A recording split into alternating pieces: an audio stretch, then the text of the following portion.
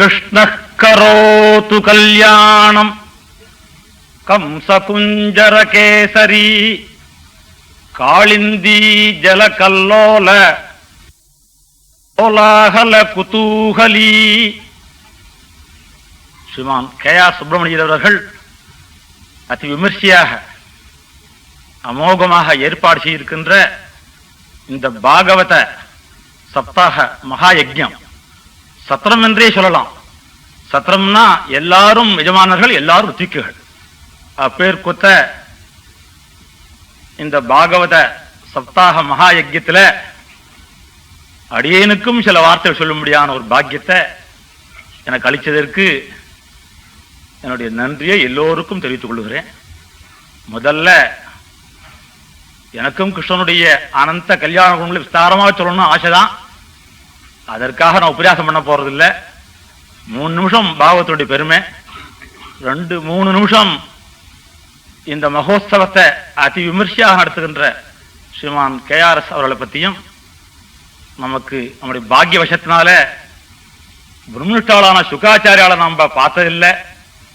அவளே அவதாரம் செய்து நமக்கு தர்மத்தை உபதேசம் செய்வதற்காக அவதரித்திருக்கிறார்களோ என்று தோன்றும்படியான பிரம்மஸ்ரீ தீட்சேந்திராவை பற்றி 2-3 நிமிஷம் சொல்றேன். பிறகு என்னுடைய சுற்றையை முடித்துக் கொள்ளுகின்றேன். குற்றம் குறைகளை கலைந்து எறும்படியாக, குணத்தை மட்டும் கிரகிக்கும்படியாக பிரார்த்தி கற்றுக்கொள்கிறேன். பாகவதத்திலேயே பாகவத்துடைய பெருமை துவாதச ஸ்கந்த கடைசியில் சொல்லப்பட்டிருக்கிறது. ராஜந்தே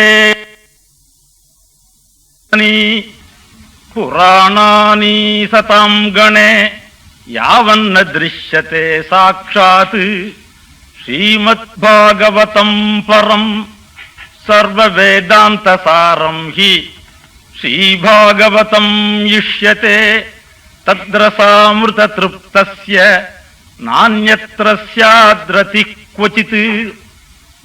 மற்ற புராணங்கள் எல்லாம் ரொம்ப உயர்வுதான். பாகவத்தை கட்டுட்டா இந்த அமிர்த பானத்துல இந்த உயர்வுக்கு ஈடாக மற்றொரு புராணங்கள் ஆகாது. சர்வ வேதாந்த சாரம் ஹி, சமஸ்தமான வேதத்தினுடைய சகல தர்மங்களையும் ரொம்ப அழகாக பிரதிபாதனம் செய்கின்றது. பக்தி பிரதமான கந்தம், விவேகம் ஏற்படும், வைராக்கியம் ஏற்படும், கலிதோஷங்கள் எல்லாம் விலகும், பரமானந்த பிராப்திக்கு ஹேத்துவான ஒரு உயர்ந்த கிரந்தம்.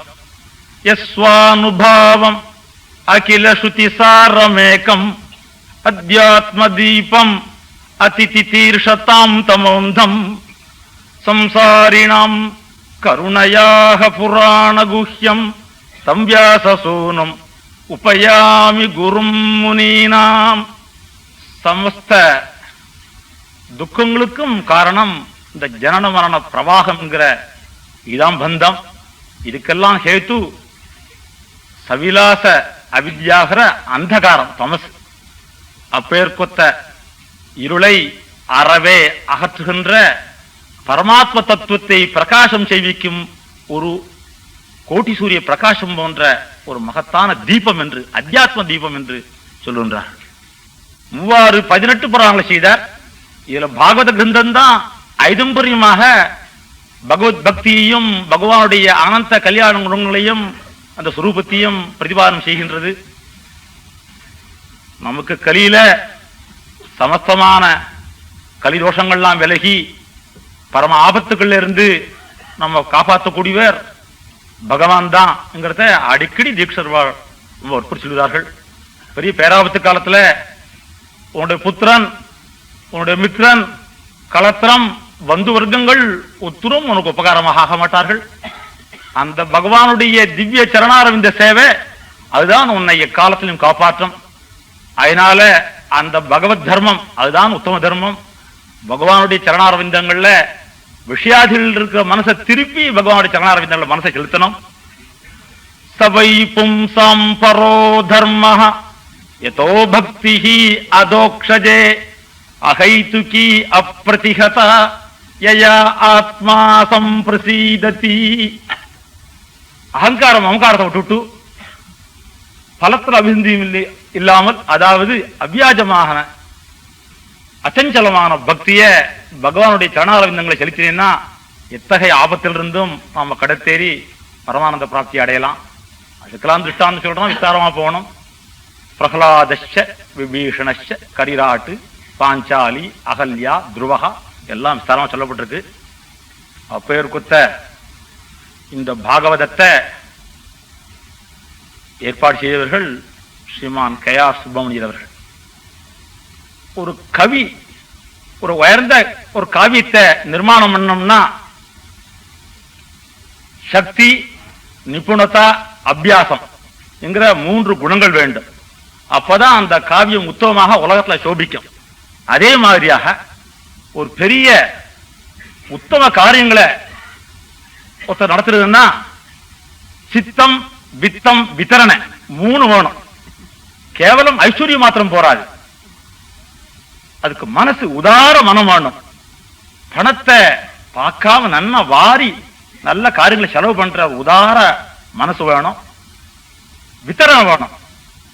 கேஆர் சுப்பிரமணிய ஒரு உத்தம குணம் என்னன்னு கேட்டா, ஒரு காரியத்தை சடார்னு செய்யறதுக்கு ஆரம்பிச்சிட மாட்டான், ரொம்ப யோஜனை பண்ணுவா. அந்த முடிவுக்கு வந்து அந்த காரியத்தை நடத்துறதுன்னா அவ மாதிரி உலகத்தை நடத்த முடியாது, அவ்வளவு பங்கு பண்ணி. அப்படித்தான் இந்த லோகத்துக்குள்ள யாரு இப்பொழுது மகா பாகவத அக்ரேசரால யாரு வழங்குறாளோ அப்பேற்கொத்த தீட்சர்வாள அவ இங்க கொண்டு வந்து அவளை உபன்யாச காலம் ஏற்படுத்துறது, அதற்கு தகுந்த கமிட்டி வச்சு அதை அரேஞ்ச்மெண்டா நடத்த ஒரு விமர்சனா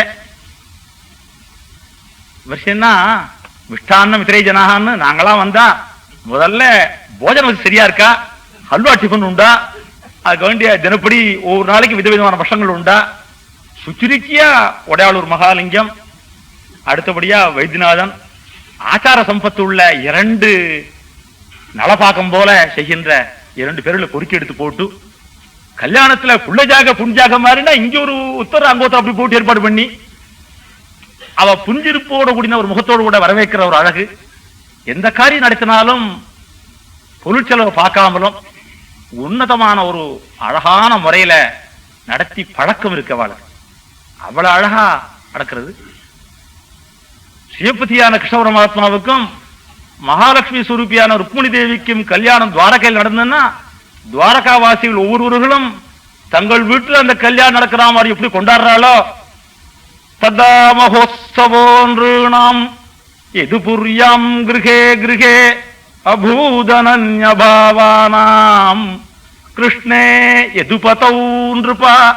அந்த பிரகாரமாக இதோ கேஆர்எஸ் இந்த பெரிய சப்தாக மகா யஜ்யத்தை ஏற்பாடு செய்து விட்டார் நினைச்சுக்காம ஒவ்வொருவரும் அங்க 6 சாமநாயகர் கிரகத்துல போனா அங்க 10 பேர் கெஸ்ட், அங்க காஃபி உட்காரத்தை தேடின்னு வருது, கிர்காபி சீரண்டு வருதுன்னு அப்படி அரேஞ்ச்மெண்ட்.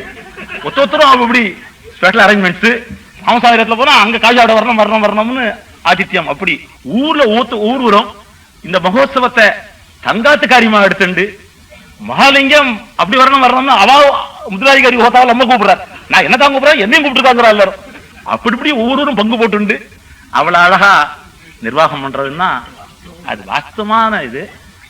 அதுக்கெல்லாம் எல்லாத்துக்கும் காரணம் அது நான் பெருமைக்காக சொல்லல, நமக்கு நான் போடவும் போறது இல்லை, உண்மையை சொல்றேன். உங்களுடைய மனசுல இருக்கப்பட்ட எழுச்சி எல்லாத்தையும் நான் சில சப்தங்களால எடுத்து சொல்றேன், அவ்வளவுதான்.